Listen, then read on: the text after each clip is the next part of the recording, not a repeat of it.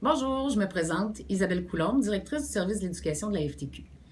Je voudrais d'abord remercier Daniel Boyer, président de la FTQ, qui m'a lancé le défi de vous présenter 3 bonnes raisons pour aller voter aux prochaines élections fédérales, le 19 octobre prochain, et surtout pour se débarrasser du gouvernement conservateur actuel. En fait, le vrai défi là-dedans, c'est de choisir 3 raisons parmi les dizaines et dizaines de bonnes raisons qu'on a de se débarrasser de ce gouvernement-là. Premièrement, je nommerais le sabotage dans la recherche scientifique. Depuis qu'ils sont au gouvernement, ils ont coupé 2000 postes de chercheurs au gouvernement. Ils ont fermé environ 200 centres de recherche aussi. Et ils ont quand même nommé un créationniste comme ministre des Sciences et de la Technologie. Il faut le faire. Les attaques faites aux femmes aussi. Ce gouvernement-là nie le droit à l'équité salariale. Ils ont même adopté une loi pour nous empêcher de faire des revendications là-dessus.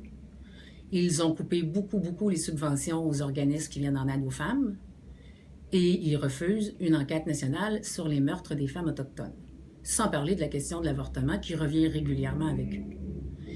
Finalement, c'est très achalant aussi les attaques à la démocratie et au Parlement qu'ils font. Vous savez qu'ils ont fermé 2 fois le Parlement depuis qu'ils sont au pouvoir pour s'assurer que leur projet passe et sans débat, sans discussion. Ça, c'est museler les députés. Ils passent plein de projets de loi sous le bâillon pour s'assurer que ça passe à leur goût sans discussion. C'est un peu dérangeant. On pourrait aussi parler de leur façon de privilégier les plus riches dans leur politique économique. On pourrait aussi parler des coupures très importantes qu'ils ont faites à l'assurance-emploi, alors qu'ils n'investissent pas un sou dans ce programme-là, mais qu'ils utilisent allègrement les surplus.